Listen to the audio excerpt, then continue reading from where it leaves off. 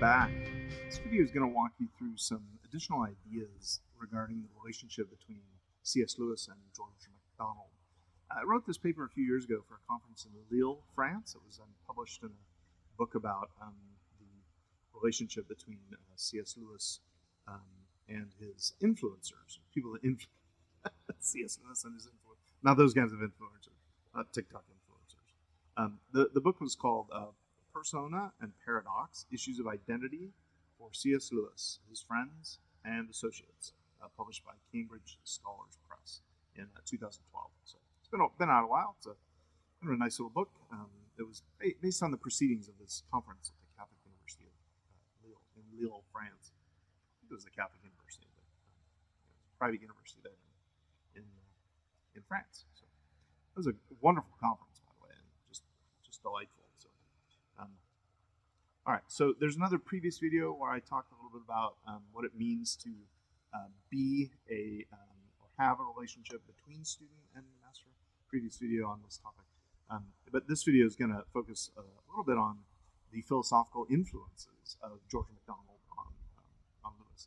So George MacDonald dies at the end of the 1800s, or sorry, at the beginning of the 1900s, in 1905, and Lewis is born in the late 1800s. So it's kind of interesting to see that these two overlapped a little bit in time by about 6 years between George MacDonald's, or between C.S. Lewis's birth and George MacDonald's death. There was about 6 years of overlap there.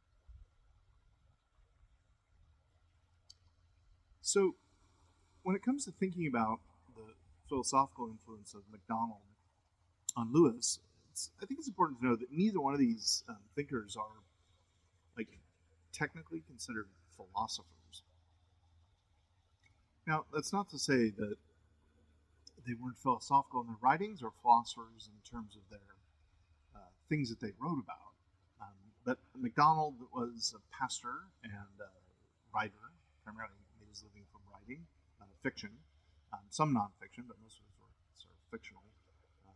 And Lewis, of course, was a professor of medieval and Renaissance literature, although he had degrees in philosophy, I think. I'm not a Lewis expert on all his degrees.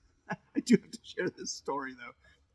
It was at this same conference that I presented this paper at. There's a little bit of lore here behind this paper. It has to do with C.S. Lewis Triviana, I guess. So at this conference, there was some paper presenting on C.S. Lewis's life, and somebody mentioned one of someone mentioned C.S. Lewis's dog. I can't remember what the name of the dog was, but the faculty member was talking about Lewis's dog, and the presenter said, no, that's not the dog I'm talking about. This is C.S. Lewis's other dog. So then there got to be this long debate about which of C.S. Lewis's dogs was relevant to the discussion. Now, look, I didn't even know C.S. Lewis had a dog, more than one dog. But so I'm not that kind of C.S. Lewis scholar. There are people who do that sort of thing. Unfortunately, it's not me. For the purposes of this paper, I don't think I need to know all the details of either Lewis's or MacDonald's lives, but enough to say that they are very philosophical in their writings, even though neither of them were professional philosophers. They didn't make their living by doing philosophy, strictly speaking. So, okay. But the relationship between master and student, which certainly was the case for Lewis and MacDonald, there has to be content. There has to be something that's taught and transmitted. It could be something as mundane as plumbing, or equally as complex, but not always well-paying, as metaphysics. In this case, of the identity of George MacDonald by C.S. Lewis as his master, I would like to focus on a few philosophical influences. Although these two men are known primarily as literary figures, in Lewis's case as a professor of literature, and in MacDonald's case as a prolific writer, each author has works that can be taken as first-rate philosophy. For example, MacDonald's Unspoken Sermons, Lewis's Abolition of Man, and Mere Christianity, among others, are works that fall into the category of philosophical works. Although Lewis is not a philosopher by trade, I do regularly teach Lewis's Abolition of Man to my philosophy students.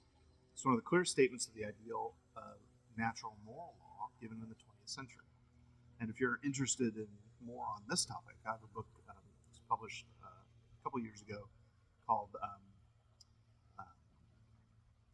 C.S. Lewis's Abolition of Man, Contemporary Perspectives. Contemporary Perspectives on C.S. Lewis's Abolition of Man. Something like that. I edited it. Can't remember the title. Actually, I co-edited it with Dean Anik, colleague. At any rate, so that's available on Amazon. If you're interested in that, take a look at it.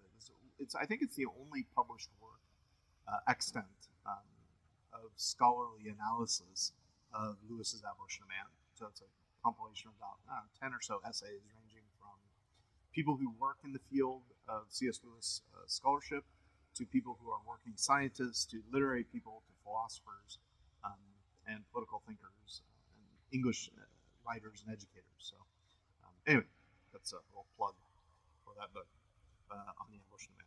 MacDonald as well has philosophical insights throughout his novels, sermons, and poems, which give him a place of high rank among 19th century philosophers. According to Richard Rice, MacDonald's philosophy is the very foundation upon which his words of fiction are laid.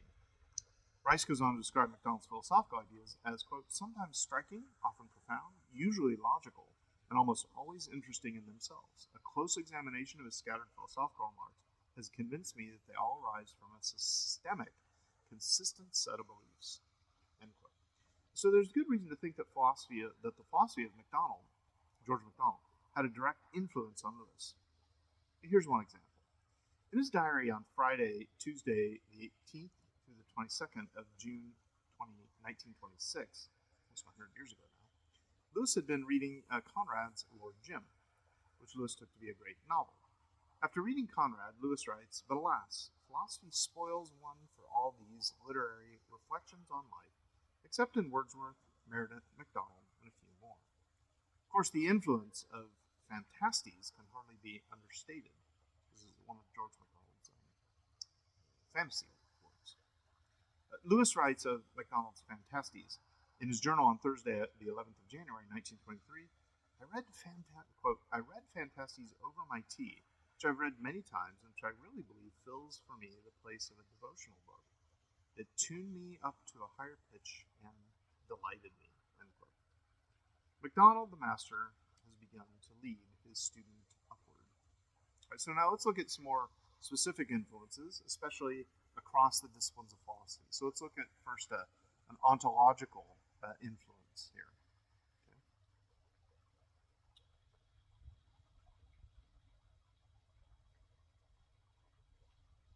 But you know what? I think I'll just do another video on this. I think it's going to take too long to get into this. So thanks for watching. I'll go ahead and post another video on the specific philosophical influences of Lewis's work. So for now, let's just leave it at that, right? So there is a clear indication that George MacDonald and C.S. Lewis had George MacDonald had a tremendous philosophical influence on C.S. Lewis. And Lewis attests to that in his own personal words. All right. So next video we'll walk through some of the direct influences of Lewis on Lewis by MacDonald. All right. Thanks for watching. Stay psyched, Grom. You.